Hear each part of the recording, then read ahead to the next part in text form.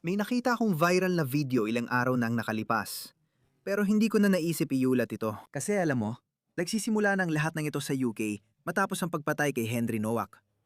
Tungkol ito sa mga Sikh at kung paano may ilang Sikh na nagsalita na. At isa sa mga Sikh na si Bobby Singh, na dati ay sumusuporta sa mga Patriots, palagi siyang dumadalo sa lahat ng rally ni Tommy Robinson. Sinabi niya na may panreliyong obligasyon siyang panigan ng kapwa Sikh kahit mamamatay tao ito. Kumakalat na ang video clip na ito at naisip ko, sapat na ang nasabi ko tungkol dito. Pero tingnan mo, akala mo matututo na ang mga pulis sa Britanya? Baka pagkatapos ng pagkamatay ni Henry Knox, maisip nilang kailangan nilang kumilos. Baka kailangan nating alisin ang ating dalawahang pamantayan sa pagpupulis o kung anuman. O baka kailangan nating balikan ito. O bumalik tayo sa simula kung paano natin hinahawakan ang mga ganitong ugnayang pagitan ng mga komunidad at magkakaibang lahi. Kung paano natin pinupulis ang mga ito. Isipin mo, oo. Pero tingnan mo, kakaganap lang ito sa Birmingham, na isang bulok na lugar. Kaya mga tao, alam mo, hindi ko nasasabihin na mataas ang emosyon. Hindi dapat. Walang emosyon dapat sa kabila. Itong Punjabi na lalaki ay nakipag-away sa dalawang lalaking Briton at inakusahan sila ng rasismo. Pero di natin alam ang nangyari bago iyon ayon sa mga Briton. Wala naman kaming sinabi. Nagbibiruan lang kami sa isa't isa o kung anuman. Tapos lumabas itong lalaki. Sinusubukan siyang pigilan ng girlfriend niya. May dalawang Sikh na lalaki na lumapit. Ano ba talagang nangyari? Sa tingin ko, wala namang mahalaga sa pag-uusap. Pero, panurin mo na lang ang interaction. Ang mahalaga ay yung mangyayari pagkatapos nun. Sino bang kinakausap mo ng ganyan? Ibig kong sabihin, sino bang kinakausap mo ng ganyan?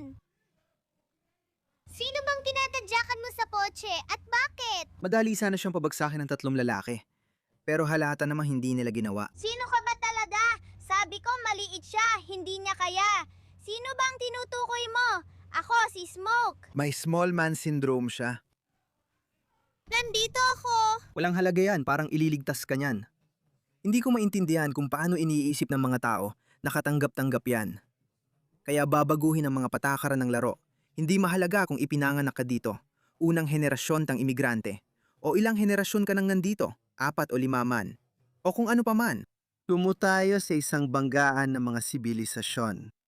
Kaya kung hindi ka kabilang sa sibilisasyong ito, kung may pagkakakilalan ka na hindi ka tutubo, o hindi man lang nakabatay sa pambansang identidad, ibig sabihin, ikaw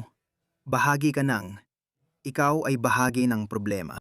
Kaya ay sinasama ko rin ang mga puting nagbalik loob sa Islam sa grupong ito. Kaya kung ikaw ay, alam mo na, isang puting Amerikano o puting Briton. Pero bigla na lang, nagpalit ka ng panig at isa ka ng Muslim. Pagkatapos, kapag dumating ang panahon na tayo bilang isang lipunan, ay napagpasyahan na hindi na posible ang multikulturalismo. Hindi na practical ang multikulturalismo. Kaya ang mga taong kabilang sa ibang komunidad, ibang kultura, na inuuna ang ibang kultura kaysa sa kanilang pambansang pagkakakilanlan, kailangan nilang lumipat sa ibang lugar. Kasama rin dyan ang mga puting nagbalik sa Islam. Kaya dapat tayong makipagkasundo sa ibang bansa gaya ng Afghanistan. Tatanggapin niyo ba ang mga puting pulang buhok na nagbalik Islam na di na bagay sa kanluran? Ako nasabing bobo talaga ang ethno-nationalist na argumento. Pwede din nilang alisin ako. Pero anong gagawin ng mga etnat sa mga puting nagbalik loob sa Islam? Kung wala kang gagawin tungkol dito, iniiwan mo ang posibilidad na dumami ang mga taong yon nang likas at palagiin ang Islam. Yan mismo ang nangyari sa Imperyong Romano. Sa sinaunang Roma, yan mismo ang nangyari. Malaking papel ang ginampanan ng Kristyanismo sa pagbagsak ng Imperyong Romano, ang sinaunang imperyo, dahil naging superpower ang Roma base sa sarili nitong mga halaga nang dumating ang Kristyanismo. Siyempre alam mo, ipinagbawal ang mga laban ng mga gladiator, habil-labag yun sa mga Kristiyanong halaga. At marami pang ibang bagay ang nagbago at ilan pa. At ito ang dahilan kung bakit umunlad ang Imperyong Bizantino. Dahil itinatag ito bilang isang makabagong Kristiyanong Imperyong Romano. Kaya ito tumagal ng kaunti pa. Anong gagawin mo? Hindi mo iiwan ang mga puting nagbalik loob sa Islam sa kanluran. Doon sila pwedeng umunlad at ipalaganap ang ideya nila. Baka balang araw maging 5, 10 o 20% sila. Anong gagawin mo kapag nangyari yon? Kaya sa palagay ko, ito ang pinaka-praktikal at mapayapang solusyon. Mga taong hindi marunong makibagay at maigpit sa kanilang pinagmulan, tulad ng Sikh, Hindu, Muslim o Kayumangi. Kahit ano pa, basta iba sa pambansang pagkakakilala ng bansang tinitirhan nila, kailangan nilang umalis. Dahil hindi gumagana ang multikulturalismo, ito ang sinasabi ng payasang ito. Ang imigrasyon ay tungkol sa mga tao na nais maging bahagi ng Australia kapag pumunta sila roon. Hindi ko tinanggap ang salitang asimilasyon. Ayokong mawala sa mga tao kung sino sila. Ang salitang integrasyon ay matagal nang ginagamit bilang bahagi ng usaping multicultural. At ganun yun. Gusto natin ang mga tao kung sino talaga sila. Hindi ako sang-ayon sa melting pot concept na yan. Tony Burke. Itong tanga Home Affairs Minister natin, si Tony Burke. Sabi niya, hindi mo kailangan mag-assimilate kung may sarili kang kultural na pagkakakilanlan bilang Muslim, Sikh, Hindu, Pakistani o Indian. Kahit ikatlo o ikaapat na henerasyon ka na ng Indian. Hindi mo pa rin inuuna ang pagiging Briton. Lagi ang sinasabi ng mga Muslim. Matagal na akong gumagawa ng mga video tungkol sa mga Muslim na inuuna ang pagiging Muslim bago ang pagiging Briton. Hindi naiintindihan ng iba ang ibig sabihin nito. Ibig sabihin nito, kailangan ko munang unahin ang aking komunidad bago ko gawin ang kahit ano pa. Paano uunlad ang isang bansa kung ganun? Kalimutan na ang pag-unlad.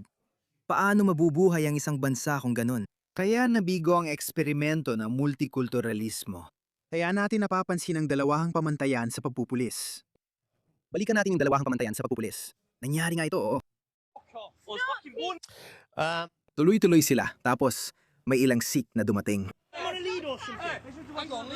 May ilang Sikh na dumating, walang nangyari. Hindi ko alam kung ano ang sinasabi mo. Tingnan mo ito. May ilang Sikh na pumasok at sinusubukan awatin, pero wala namang ginagawa o agresyon sa alinmang panig. Alam mo, yung dalawang lalaki, itong isa parang bayani, pero salungat na kwento lang yon sa puntong yon.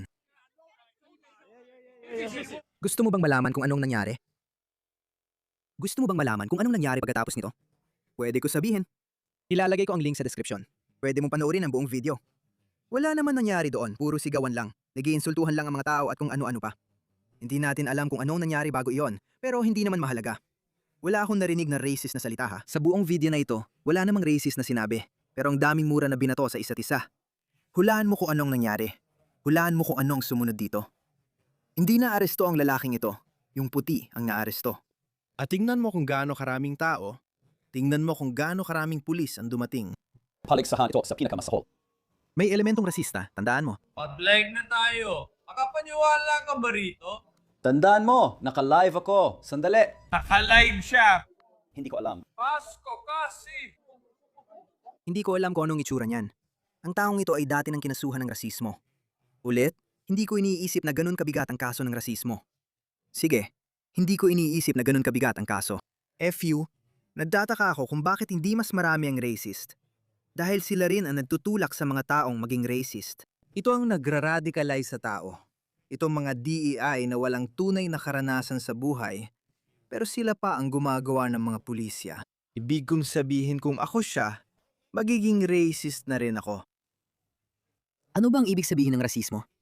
Sa totoo lang, ibig bang sabihin ng rasismo ay magkaiba tayo ng itsura at pangit ka? Iyon ba ang ibig sabihin ng rasismo? Hindi. Hindi iyon ang ibig sabihin ng rasismo. Ano nga ba talagang nangyayari dito pagkatapos mong makita ang lahat ng ito? Sinasabi mo? Ako ay tubong dito sa lupaing ito. Pero mas kaunti ang aking mga karapatan kumpara sa ibang tao na may ibang kultura. At muli, maaring pula ako ang taong yon. Pero noon pa may mga alitang interkomunal na rin sa UK bago ang Brexit, halimbawa sa mga Pulako. Ngunit puti ang mga Pulako. Hindi ito issue ng rasismo kundi ng kultura. Issue ito ng kultura, issue rin ito ng pag-uugali. Kapag palagi mong nakikita itong nangyayari, tandaan mo, nangyari ito matapos ang insidente kay Henry Noakes. Bakit hindi mo sasabihin na hindi ko matatanggap ito? Bakit mas kuunti ang karapatan ko sa sarili kong bansa kaysa sa iba na hindi naman talaga taga rito? Pwede ka mag-video pero umatras ka lang. Bakit ka ba sumasali? Ano ba ang ikakaso nila sa'yo? At Wala nang ibang kuha. Kasi yung lalaking yon, yung isa pang kayumanggi na lalaki na nakikipagtalo siya, hindi naman siya nagvi-video o yung girlfriend niya, Hindi rin nagbe-video. Yun lang talaga ang nakuha natin. At masasabi kong yun lang talaga. Walang racial slur doon. Sa buong video mga kayumanging lalaki ang nag-aakusa ng racism. At nakita na natin ang pang-aabuso sa ganitong paratang. Ang pagkamatay ni Henry Noakes ay pangunahing halimbawa nito. Dapat itong pag-aralan at gawing case study. Paano ginagamit ng mga hindi puti ang salitang racist bilang sandata? Kaya dapat alisin na ang paratang na racism. Walang kaso ng racism. Hindi mo ito mapapamahalaan. Noong 20 taon na ang nakalipas, multicultural na ang mga bansa sa kanluran. Dumating ako dito 23 taon na ang nakalipas. Hindi ka mapapahama kung tatawagin mo ang isang tao ng panlait na panlahi. At maayos lang umiikot ang mundo noon. Patuloy pa rin dumarating ang mga tao mula sa ibang lahi sa kanluran. Anong nagbago? Bakit mo ito kailangan gawin? Pumasok ang DEI, ang woke na pag-iisip. Pumasok ang virus. O ano yun? Pero kailan? Bakit hindi ka maging mabait? Una kong ginawa, lumapit sa pitch. Anong kaso mo? Section 5? Ano yung lahat? Para saan? Ilapitan namin ng mga pulis, binigyan sila ng pampasabog at droga, tapos inaresto siya. Pangalawang hulihan na niya dahil sa droga at sana wala kang sinasabi na labag sa batas.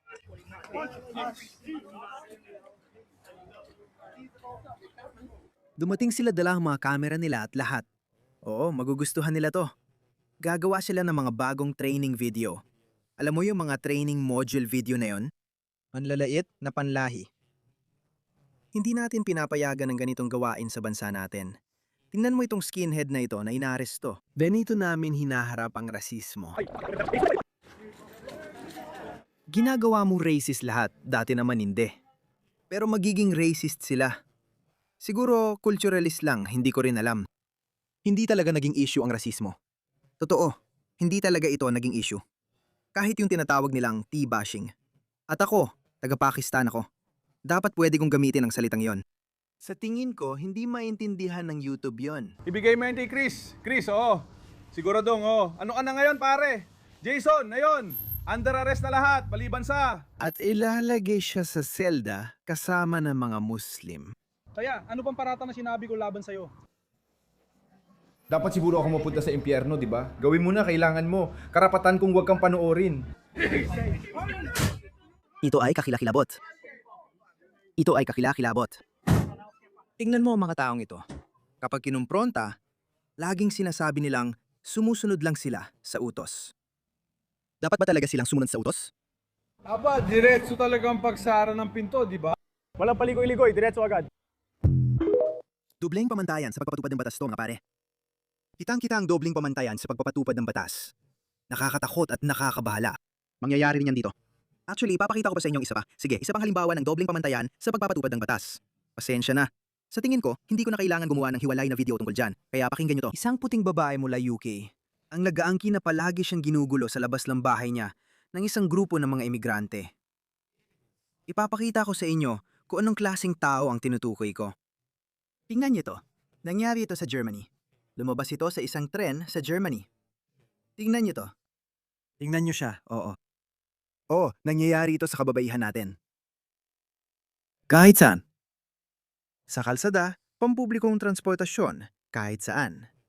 May Britanikang babae na nagsabing hinaras siya ng grupo ng mga migrante na talagang kapanipaniwala. Hindi ito isang bagay na hindi kapanipaniwala. Kaya kahit paulit-ulit siyang nagreklamo sa pulis, wala silang ginawa. Nagbanta siyang lalapit sa media, kaya sinabi ng mga pulis na kung gagawin niya yon, siya raw ay nag-uudyok ng pagkamuhi sa lahi. Paniniwala ako sa babae, hindi sa pulis. Kaya lumapit siya sa isang citizen journalist na gumawa ng video tungkol dito. Lalo pang lumala ng iulat na inaresto at pinusasan ng lalaking tumulong maglantad ng kaso. Kaya pumasok sila at inaresto ang citizen journalist na nag-post tungkol sa nakakatakot na karanasan ng babaeng iyon. Panurin mo ito. Hindi pa tayo sapat na galit mga pare. Ako, ewan ko. Sobrang dystopian na. Sobrang dystopian na nito. At ang kwento na ipinapakita ng mainstream media ay palaging pareho. Mga kayumanggi, mga imigrante, mga biktima, mga hooligan ng far-right na ginugulo ang mundo. Hello, ang oras ay 12:26. May kaso kang malicious communication. Malicious communication dahil nag-post siya tungkol sa babaeng ginugulo ng mga migrante. You do not have to say anything, but may have your defence if you do not mention when questioned something which will line in court. Anything you do say may be given in evidence, okay? Nakakahiya ang mga babaeng ito na paulit-ulit sumusunod sa utos hanggang sila'y maging biktima ng sexual na panliligalig ng mga migrante. Nakatanggap ako ng impormasyon tungkol sa isang Pulis. At ngayon, ako naman ang pinupuntirian nila. Information about a police officer, and now it's became Maton. Ano yun? Ano yun? Oo. Lahat ng meron kami ay galing sa publiko, di ba? Mula sa isang bahay paupahan na tinakot ng mga migrante, 7 buwan siyang tinakot. 7 buwan siyang tinakot ng mga migrante. Paano? Ganino mo? Tingnan mo ito. Ganito ang mga uri ng migrante. Abala lang sa sarili niyang gawain ang babaeng Pranses na ito. Nilapitan siya ng kahangahangang migranteng ito. At gusto niya siyang makatalik. Ganito talaga ang mga migrante. Nangyayari ito. Naiulat ko na ang daan-daang ganitong kwento. Libo-libong ganitong kwento ang nangyayari ngayon. At kaya ito, nangyari ito sa inosenteng Britanikang babae. Hindi siya pinakinggan. At inaresto nila ang lalaking nag-ulat tungkol dito. Kung iulat mo ito sa media, aarestuhin ka namin dahil sa pag-uudyok ng galit sa lahi. Pasensya na, hayaan mo magsimula ako ulit. Lahat ng meron tayo galing sa publiko, tama? Mula sa isang bahay paupahan na tinakot ng mga migrante, tama? 7 buwan siyang tinakot pero wala silang ginawa. Sinabi mo, kapag iniulat mo ito sa media, aarestuhin ka namin dahil sa pag-uudyok ng galit sa lahi. Yan ang banta nila sa nanay niya nang pumasok ang mga migrante sa bahay nila. Siya. Pumasok sila sa bahay namin. Grabe. Sa bintana ng bahay niya, nagtago sa likod ng hardin, binidyohan siya at ang mga bata, tapos lumapit sa Pangulo at sinabi ito ng pulis, di ba? Sabi ng pulis, kung pupunta ka sa media, aarestuhin ka namin dahil sa pag-udyok ng pagkamuhi sa lahi. Kaya sinabi niya pupunta siya sa media. Kung meron ka niyan, ilalabas sa dyaryo ang mga alalahanin at makikita muli ang media. Umasta kang parang halimaw, anak kita, dahil gusto ko. At ang babae ay natakot, inaaresto, at tinatakot siya ni Michael. HMO sa lugar niya. HMO, isa yan sa mga hotel. Isipin mong nakatira ka sa bahay mo. Matagal ka nang nakatira sa bahay mo, tapos bigla na lang magpasya ang gobyerno na doon ilagay ang mga libog na migranteng galing sa mga kulturang third world. Tulad ng ipinakita ko kanina, itong uri ng migrante sa inyong kapitbahayan. Wala ka magagawa sa ganitong klaseng migrante. Itong mga ganitong uri ng migrante, tingnan mo, tatamaan niya siya. Plunkett Street, tinaas niya ang siko at natamaan ang ulo ng isang babae. Boom! Tinaman nila siya. Pinapakawalan ninyo ang mga barbarong ito sa inyong mga kapitbahayan. Ginugulo nila kayo. Kung ikaw ay isang babaeng walang asawa o may mga anak o ano paman, kahit nakasalanan mo ito mga pare. Sa tingin ko, hindi pa tayo sapat na galit. Parang sinusubok nila pasensya natin. Di ko alam anong mapapala nila doon. Hindi ko maintindihan. Woke ang mga hukom natin, kaya hindi lang ito kinikiling ang pagpapatupad ng batas. Mas masahol pa ang dalawahang pamantayan sa hustisya. Tingnan mo ito. May mga kaso rin ang Netherlands tungkol kay Henry Novak. Mga kaso. Noong Hulyo 2020 nabangga at iniwang mamatay si Tamar, 14 mula Marken, sa isang madilim na kalsada sa dike. Natagpuan ang kanyang katawan sa gilid ng kalsada. Nakakabahalang nangyari. Una, sinabi ng pulisya sa kanyang ina na Aleman ang driver. Grabe. Dumipas ang ilang araw bago lumabas ang totoo. 4 na Iraqi ang nasa kotse. Sinabi sa ina na itinago nila ang impormasyon para iwasan ang Wilders effect. Si Geert Wilders. Matagal nang gustong paalisin ni Geert Wilders ang mga barbaro. Pero ayaw siyang bigyan ng pampulitikang bala. Kaya mas pinili nilang magsinungaling. Ito ang batang babae na yon. Dapat buhay pa siya. Mas malala pa, may malakas na ebidensya na inilipat ang katawan ni Tamar matapos ang aksidente. Hindi lang tumakas ang driver. Hinila siya palayo sa kalsada at iniwang parang hayop. Ang driver, Diyos ko, pinagmulta lang ng €1,500 habis sa pagtingin sa telepono habang nagmamaneho. Pagkatapos, tuluyan siyang nawala. Ibinalik pa ang multa at hindi yun nabayaran. Ilang taon din siyang hindi matagpuan. Matapos lamang ang ilang taong pakikipaglaban ng pamilya, kasama ang pagpunta sa korte para mapilit ang mga autoridad na magsampa ng kaso. Dapat mo bang pagdaanan yan kung mawalan ka ng anak ng ganon? Dapat mo pa bang ipaglaban yan? Iyan ang pinakahuling bagay na dapat mong gawin. Dapat ang buong bigat ng estado ay bumagsak sa gumawa ng krimen, kahit sino pa man siya. Pero sa halip, ang ating sistema ng hustisya, ang ating lipunan, ang ating burokrasya, ang ating pulisya, lahat ay kumakampi sa mga gumawa ng krimen. Imbes na magluksa sa mga nawalang mahal sa buhay, abala ka sa paghahanap ng hustisya. Nakakalungkot ito mga kaibigan, hindi ako madaling madepres. Sa tingin ko, hindi pa tayo sapat na galit. Mas patitindihin ko pa ang pananalita ko. Wala akong pakialam. Sige, harapin niyo ako. Hindi pa sapat ang galit natin. Dapat araw-araw tayong nagpuprotesta o kahit man lang tuwing weekend. Mangyayari rin ito sa Australia. Paparating na ito roon. Tandaan niyo ang mga sinasabi ko.